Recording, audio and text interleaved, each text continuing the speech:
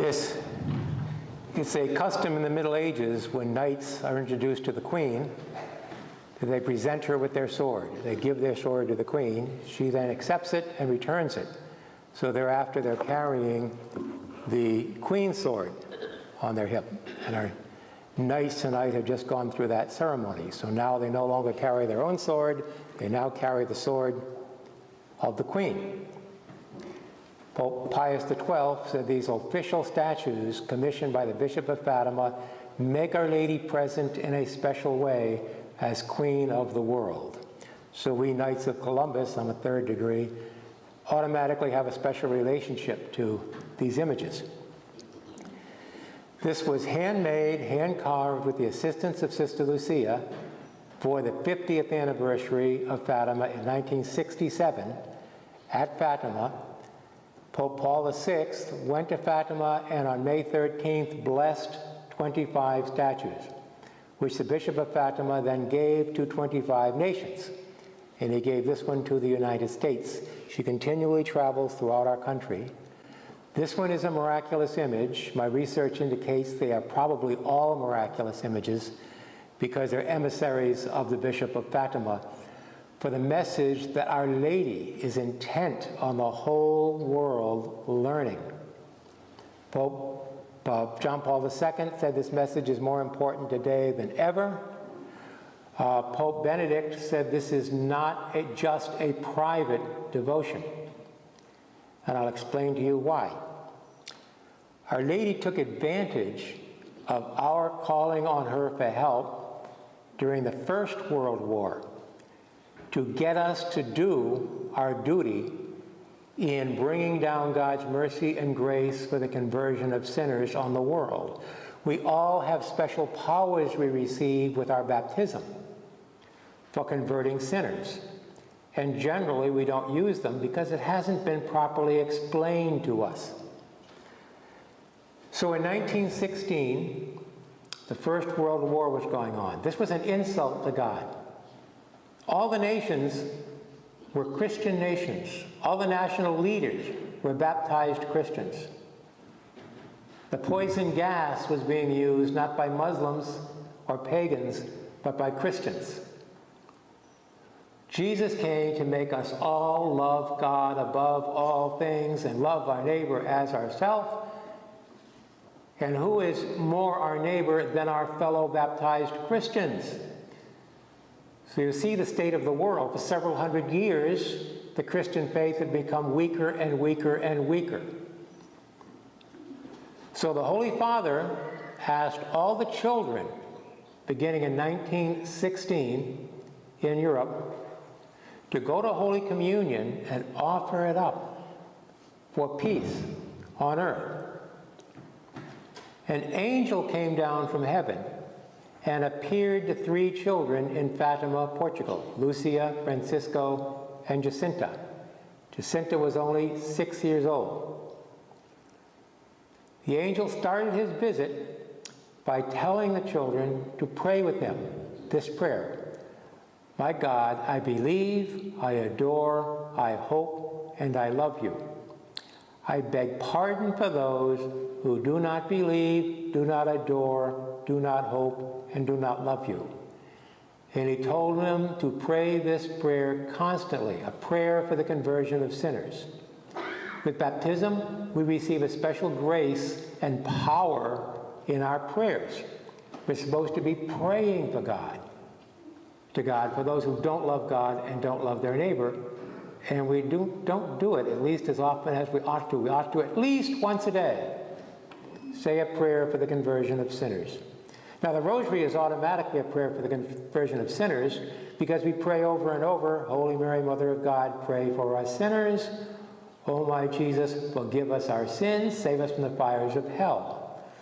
That's why Our Lady said pray the rosary for peace. She didn't mean offer every rosary for the intention of peace, just pray it.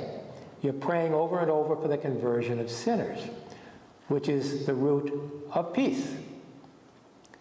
The angel said, pray for sinners and offer sacrifices to God for their conversion. I am the angel of peace.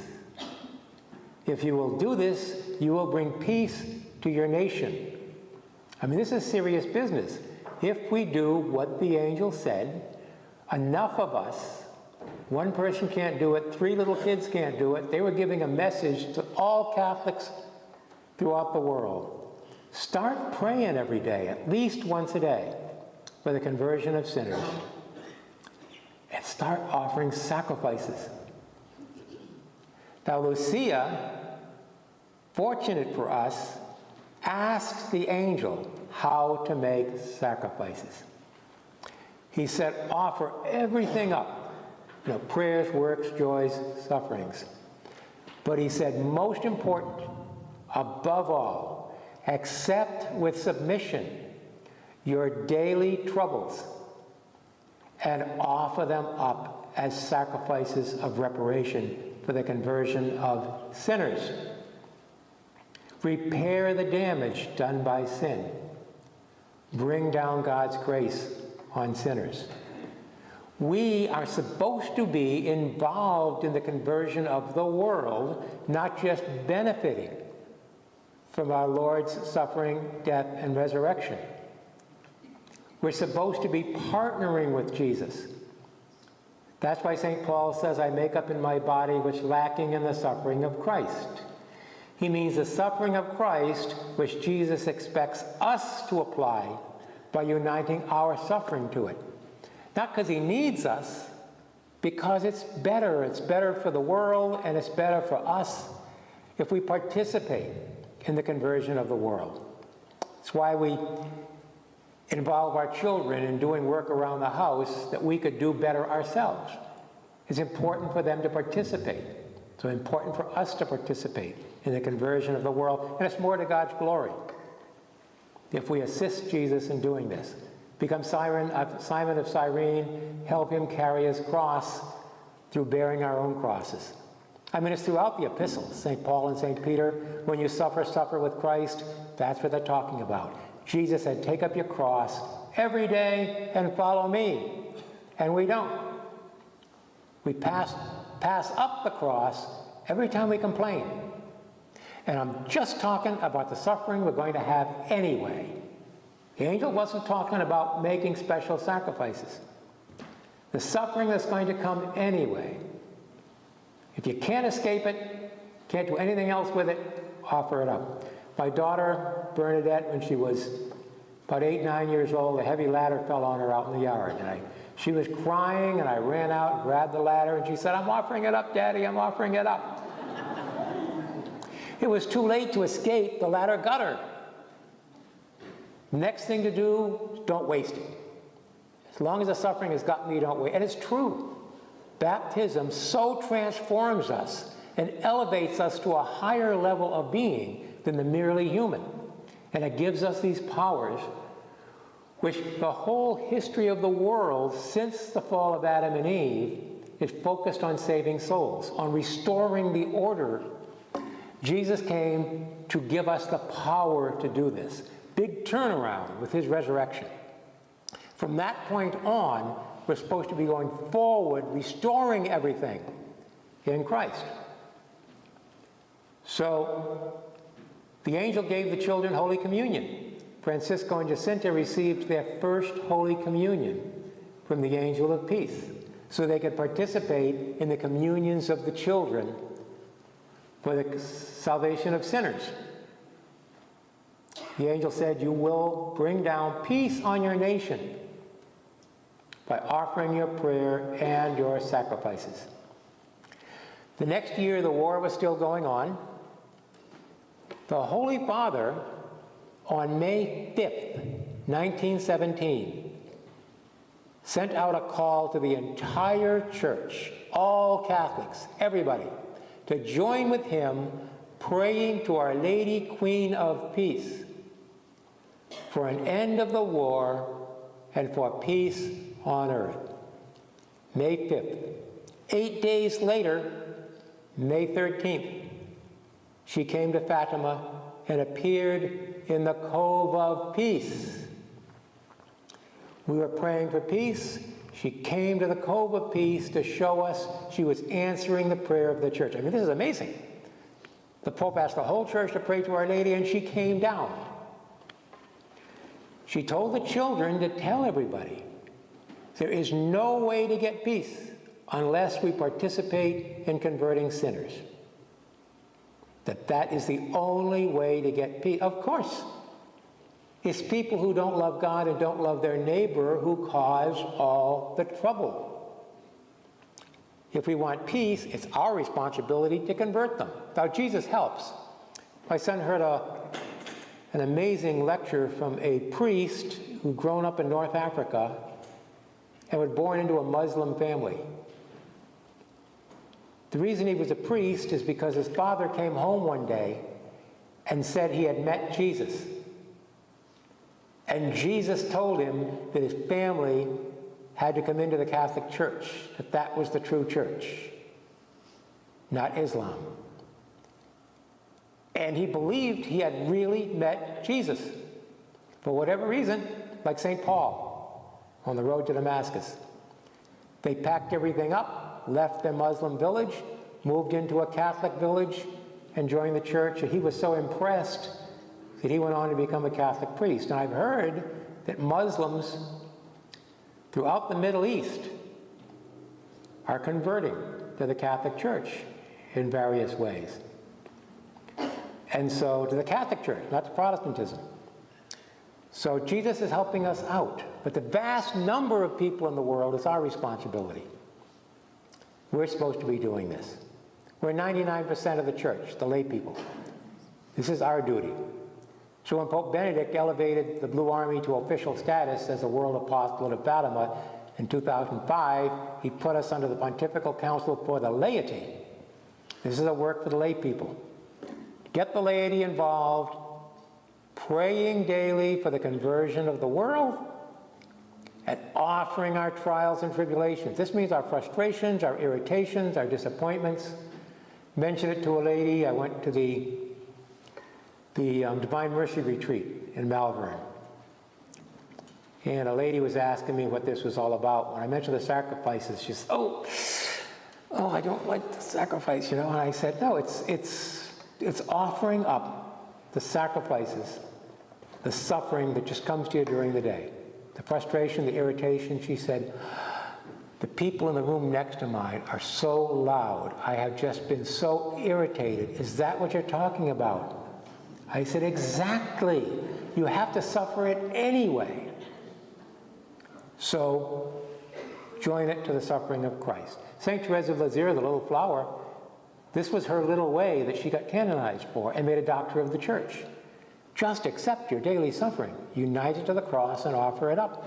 She gave the example of getting caught in the rain. God could have prevented the rain. She was praying that he would, but he didn't hold it back. He let her get soaking wet. She had to change her habit. She only had one pair of sandals, had to walk around in wet sandals. Yeah, she said, but God could have prevented all this, and he didn't, so he must want me to go through this sacrifice, this cross. So, okay, Lord, if this is what you want, this is what I'll do. I accept it. We're uniting our will to God's will. Each time we do this, we're growing in holiness because we're uniting to God's will. All day long, even on a good day, bad things happen. There's always something that can be offered up. And we won't do it perfectly because we'll forget. But if we do it at all, we weren't doing it before. That's the importance of Our Lady's travels around our country, is to make people aware of this and start doing something they weren't doing before, or doing it better, doing it more steadfastly.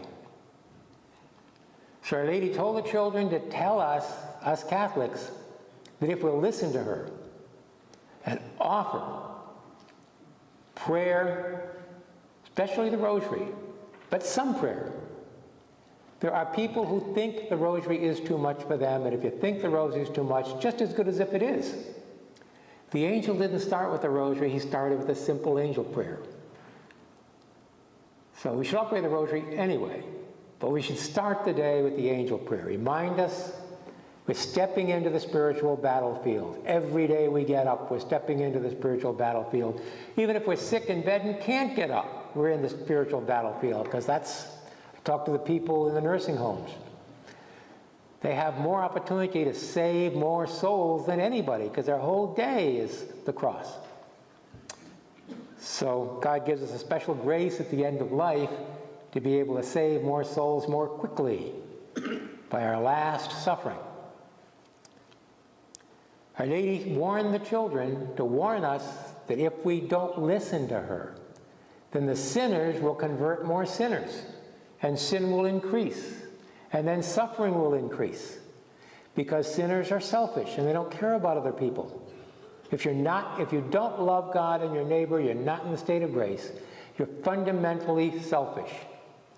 Even if you have good feelings about doing good things, it's because it feels good, not because it is good. Somebody once told me that, who was not practicing his faith. He said, he's immensely generous. He said, I don't get any merit for this. He said, he knew the Catholic teaching. He said, I like doing it. It makes me feel good. So you have to be in a state of grace to get the merit, to really care about other people, not just yourself. So that's the secret. She said, everything will get worse. The church will be persecuted. The Pope will have much to suffer. Over the last 100 years, we have multiplied rosaries. We have billions and billions and billions of rosaries, and the idea came out that if we could just get enough rosaries said, we bring peace on earth. And that isn't what Our Lady said. She said prayer and sacrifices. We weren't doing the sacrifices, just the prayer. Now, the prayer made things better, but everything steadily went downhill. More slowly than if we hadn't prayed the rosary. But the rosary enough won't convert enough people. It's in converting the people so they think differently, and they think more seriously about God, and they love each other, and then we don't have war, because it's unthinkable to go to war against your brothers and sisters. Even other Christian denominations. You're all Christians. One Father, one Lord, one baptism. We're supposed to earn that grace, and we have the power to do it. We have to believe this. Our Lady told the children to tell everybody to come to Fatima on October 13th, and God would perform a miracle to prove that all of this was true. The newspapers made fun of the children and of the people who believed the children. The newspapers said, there is no God, there are no miracles. Don't waste your time coming to Fatima, because nothing is going to happen. The local administrator kidnapped the children, told them he was going to boil them in oil if they didn't tell everybody they made the story up and it wasn't true. And they really thought they were about to die, and they wouldn't betray Our Lady's trust. So he threw them in a jail cell with scary prisoners sitting around in the dark. Jacinta started to cry. Francisco said, don't cry. We have to offer this up and save souls with it.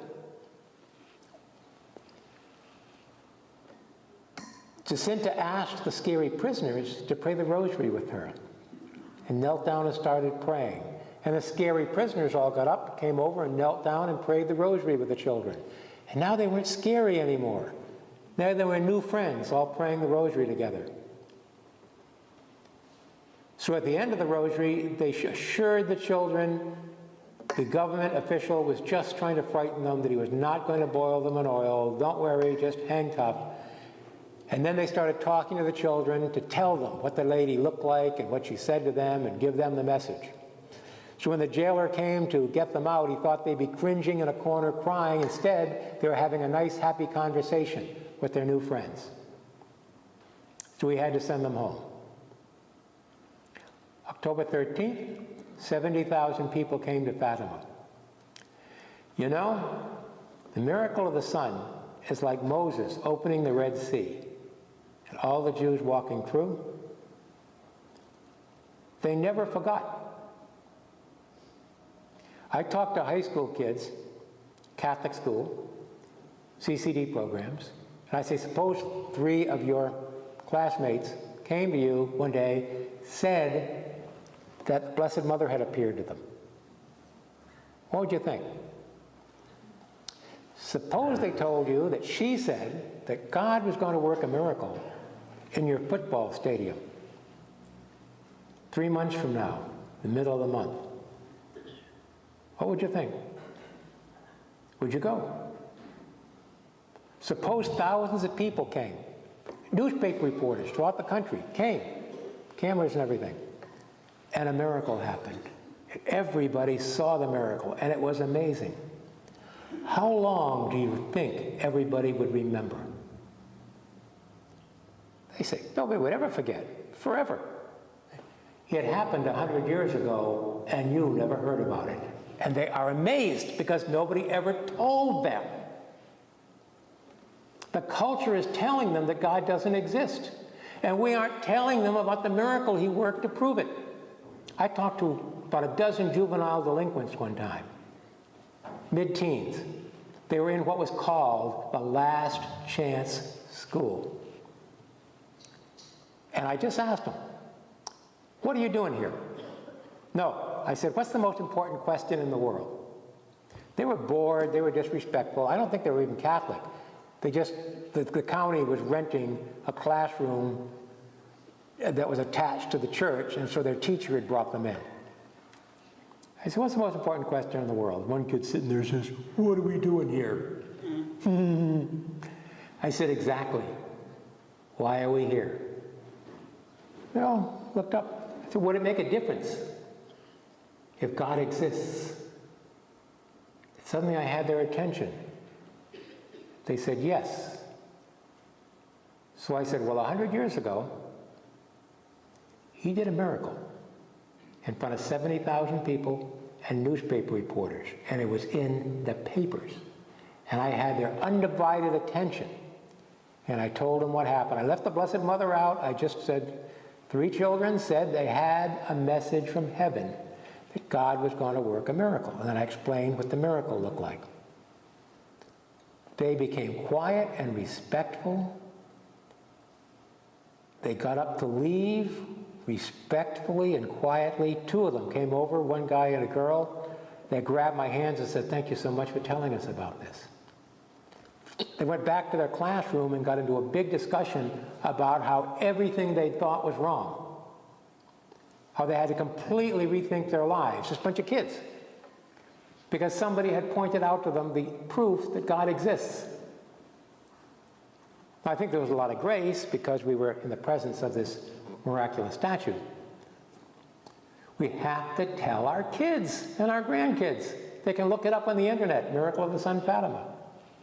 What happened was a vision of the end of the world. The point of the miracle of the sun was not to give people an amazing experience. It was to make them confront the state of their soul. It looked like the sun was falling down to burn up the earth. Everybody thought it was the end of the world. What do you suppose the news reporters did? They thought it was the end of the world. They were on their knees in the mud, begging God to forgive them for telling everybody he didn't exist. Thousands of people were screaming out their sins. They realized it was too late. They needed to go to confession. Maybe they'd been putting it off, and suddenly it was too late. The end had come. They were about to stand in front of God for judgment. They interviewed people there who were in the state of grace, and they said they were astounded. They really thought it was the end of the world, and they felt no fear. They said they felt joy and excitement that God was coming to take them to heaven. That was a grace. That's based on faith. God increased their faith at that moment to where they weren't afraid of dying. Because heaven is what it was all about. And they suddenly realized everything has come to its proper conclusion. God's coming to get us. We're going to heaven. No more problems. Going to see all our loved ones. And they said they were astonished, even as they stood there, to realize, I'm not afraid. I'm not afraid. I can't wait to get to heaven. So, Our Lady gave us the message, and she told us what would happen if we didn't follow and we really haven't been offering our daily suffering. So, Our Lady said, when you offer a sacrifice, say, I offer this for love of Jesus, for the conversion of sinners, and as reparation for sins against the Immaculate Heart of Mary. They seem to be the sins that most offend God, the sins against Mary. And they're committed by our separated brothers and sisters in the different Protestant churches, which really show sometimes, not all of them, but a lot of them show contempt for the mother of Jesus and think they're pleasing him by showing contempt for his mother. They need grace to change their way of thinking. So, I just wanted to say one more thing. Pope John Paul II, in his encyclical on the Christian meaning of suffering, says if we have loved ones who need to be converted, the Pope said it isn't enough to pray for them. We all know people we love that we're praying for because they need to be converted. They've lost the faith, or they don't have the faith, or whatever. He said that isn't enough. We have to do their penance for them. We have to do their penance for them. Accept the pain they cause you. To begin with, offer it for them as penance. We have the great blessing from God. We can do what Jesus did. Don't punish them, Lord. Accept my suffering in their place. And we're just talking about the suffering we're going to have anyway, turning it into gold. Now the children, after Our Lady appeared, realized they could save more souls by increasing their suffering.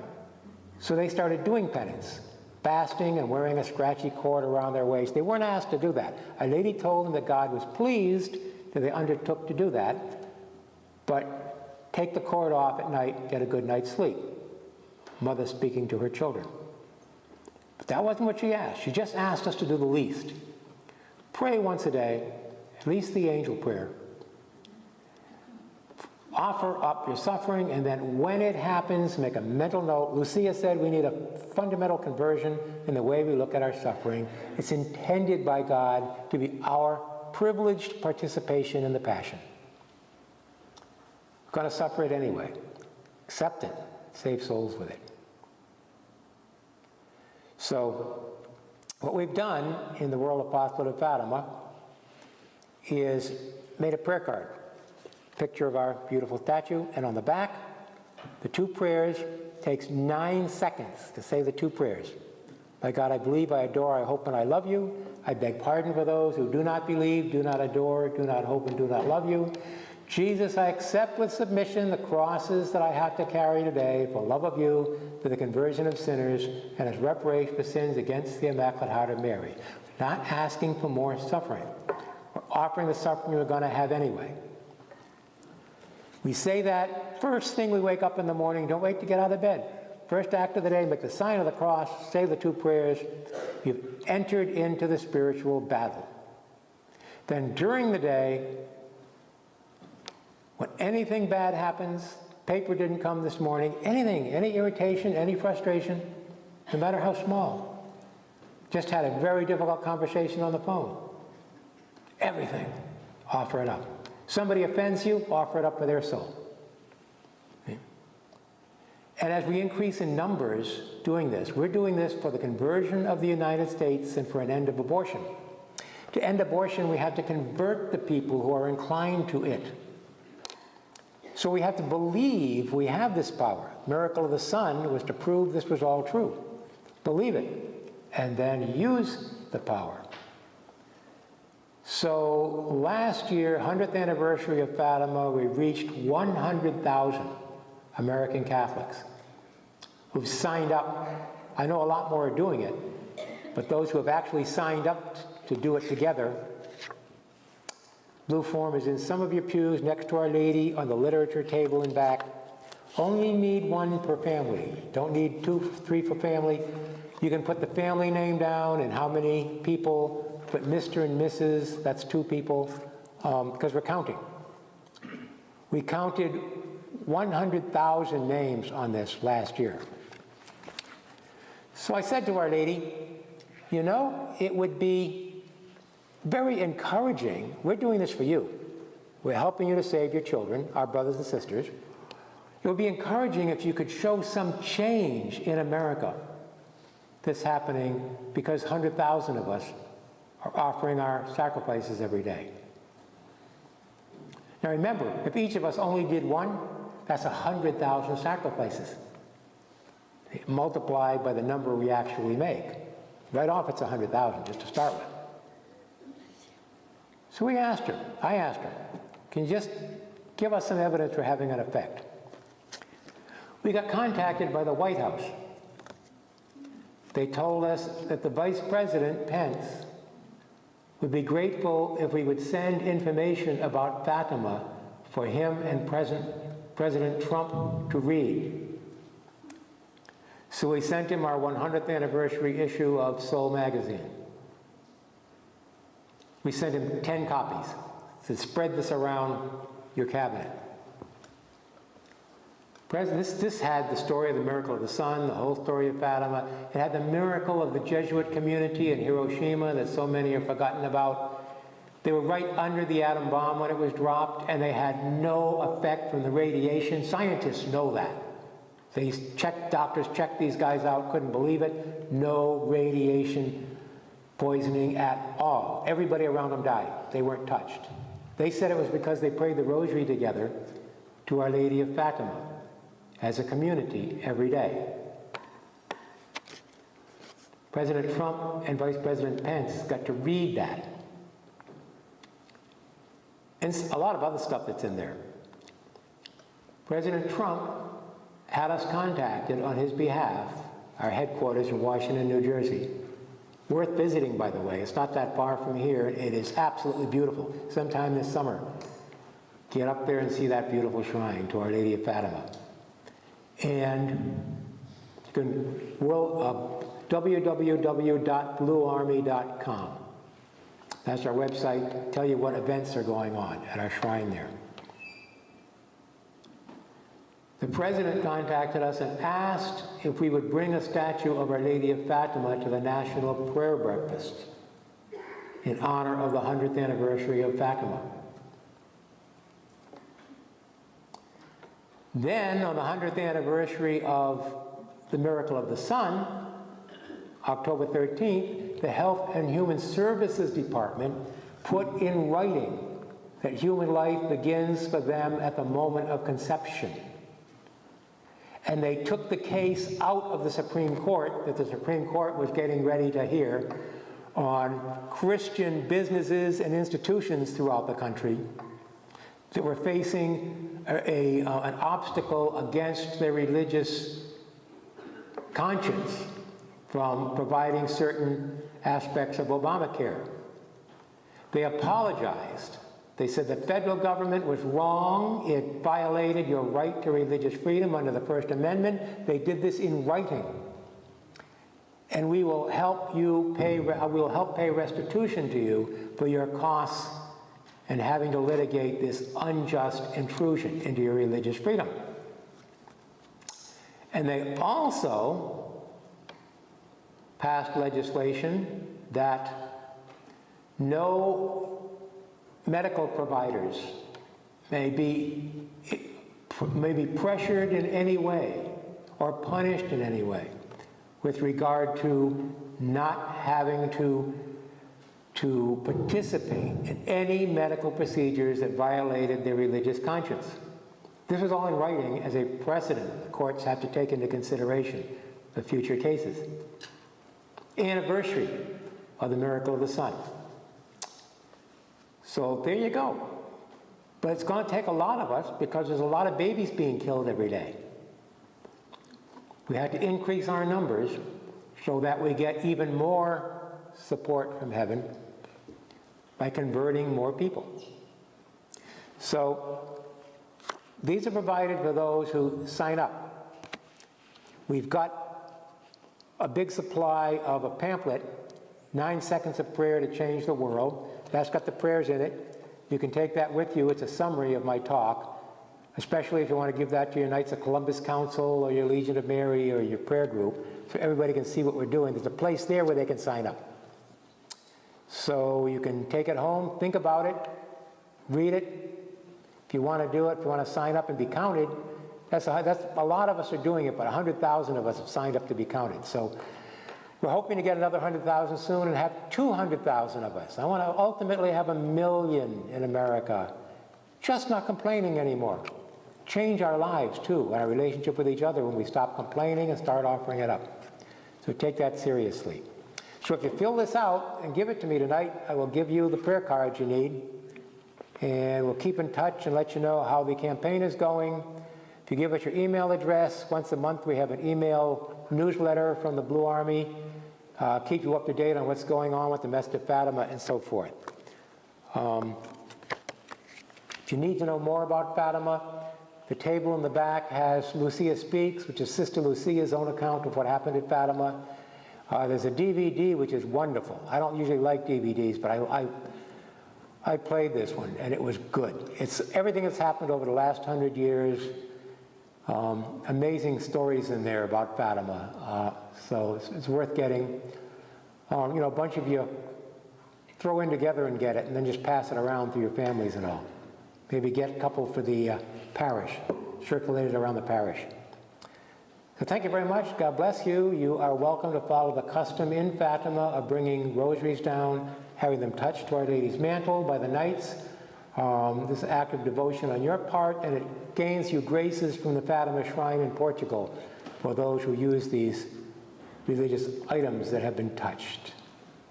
And we're going to now pray the rosary, and you are welcome to bring things down while praying the rosary. Thank you very much. God bless you. Thank you.